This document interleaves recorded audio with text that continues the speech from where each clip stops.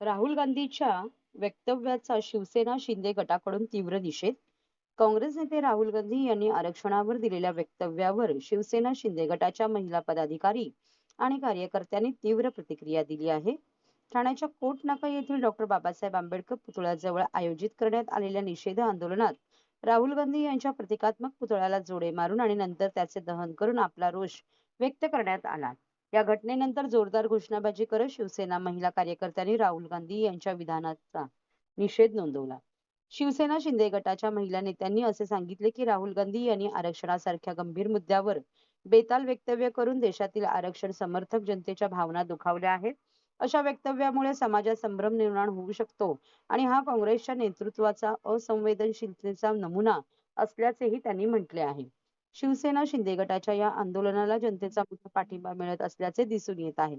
त्यांच्या मते राहुल गांधींनी आपले वक्तव्य मागे घेऊन माफी मागावी, अन्यथा त्यांच्या विरोधात यापुढेही आंदोलन करण्यात येईल. या घटनेमुळे राजकीय वातावरण तापले असून पुढील राजकीय हालचालींकडे साऱ्यांचे लक्ष लागले आहे.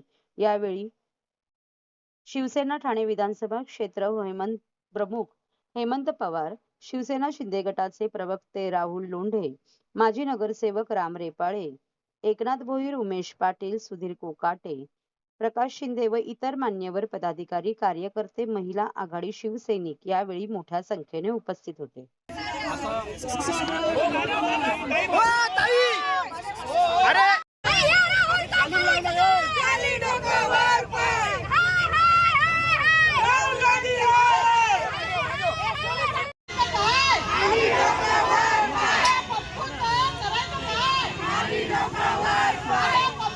गांधीचा धिक्कार करावा तेवढा कमीच आहे की त्यांनी ज्या पद्धतीने परिषदेत जाऊन आपल्या हिंदुस्थानचा अपमान केलेला आहे आणि वारंवार हिंदुस्थानचा अपमान करण्याची संधी एकही संधी ते सोडत नाहीत. असे काँग्रेसचे ज्येष्ठ नेते, विरोधी पक्षनेते राहुल गांधी यांचा तुम्ही बघत असाल की जागोजागी आता महाराष्ट्रात निषेध होत आहे. किंवा आता तुम्ही बघत असाल की मराठा आरक्षण असेल, म्हणजे आमचं सरकार, मुख्यमंत्री एकनाथ शिंदे साहेब त्यांना आरक्षण देण्यासाठी छत्रपती शिवाजी महाराजांची शपथ खात आहेत आणि हे सांगतात की आरक्षण रद्द करावं. याचा अर्थ असा होतो की त्यांना मराठ्यांना पण आरक्षण द्यायचं नाही आहे, म्हणजे कोणालाच आरक्षण द्यायचं नाही. आणि सर्व बाबासाहेबांचं संविधान म्हणजे त्यांनी या लोकसभेमध्ये संविधान बचाव ज्या पद्धतीने त्यांनी हे केलं होतं, त्या पद्धतीने मतं मिळवली होती, त्या लोकांना, ज्या आमच्या सर्व समाजातल्या लोकांना हे त्यांचं चित्र, त्यांचं खरं स्वरूप आता या राहुल गांधींच्या वक्तव्याने काँग्रेसवाल्यांचं उघड केलेलं आहे. महाराजांचा पुतळा पडला तर सर्वांनी तुम्हाला कोंडीत पकडलं होतं. मुख्यमंत्र्यांसह उपमुख्यमंत्री यांना माफी मागायला लावली, टीका केली होती. नाही, आता माफी कोण मागणार नाही ना, माफी मागणार नाही. बाबासाहेबांचा त्यांनी नेहमीच अनादर केलेला आहे, काँग्रेसवाल्यांनी नेहमीच अनादर केलेला आहे. ती जनता सुज्ञ आहे आणि ती जनता ह्या विधानसभेच्या निवडणुकीत त्यांची त्यांना जागा दाखवल्याशिवाय राहणार नाही. हिंदी में जानना चाहिए. आरक्षणच्या विरोधात वक्तव्य केलं आहे राहुल गांधींनी. कसं बघतात, एकीकडे महाराजांचा पुतळा पडला की तुमच्या विरोधात जोडे मानधन आंदोलन केलं होतं, यंदा आता तुम्ही थेट पुतळा जाळण्यात आला, देखील इशारा दिला आहे. लोकसभेमध्ये संविधान बदलणार, बाबासाहेबांचं संविधान बदलणारी होराट करणारी ही काँग्रेस, राहुल गांधी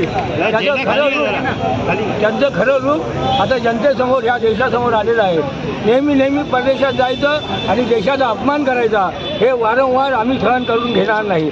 आणि आम्ही शिवसैनिक त्यांना असं कृत्य केलं तर ह्या महाराष्ट्रामध्ये फिरू देणार नाही. हा निर्वाणीचा इशारा आम्ही शिवसैनिक देण्यासाठी आज इथे आम्ही उपस्थित आहोत.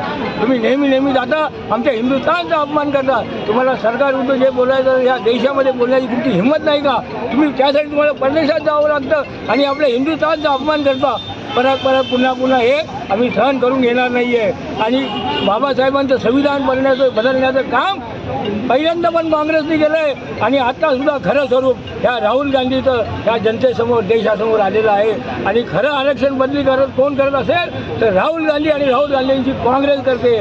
म्हणून सर्व जनतेने यामधून सावध राहिलं पाहिजे आणि पुन्हा असं कृत्य केलं तर शिवसैनिक त्यांच्या स्टाईलने त्यांना चोख उतरल्याशिवाय राहणार नाही.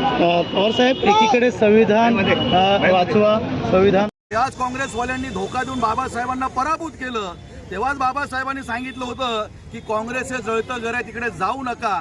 बाबासाहेबांनी तेव्हा संदेश दिलेला आहे. आणि जे पोटात होतं ते ओठावर राहुल गांधींच्या आलेलं आहे. आणि आरक्षण त्यांना नको आहे. डॉक्टर बाबासाहेब आंबेडकर तर त्यांना नकोच होते, पण फक्त डॉक्टर बाबासाहेब आंबेडकरांच्या नावावर मतं मागायची, वोट बँक तयार करायची, असं काँग्रेसने गेल्या 60-70 वर्षात केलेलं आहे. आता त्यांचा तो बुरका फाटला गेलेला आहे.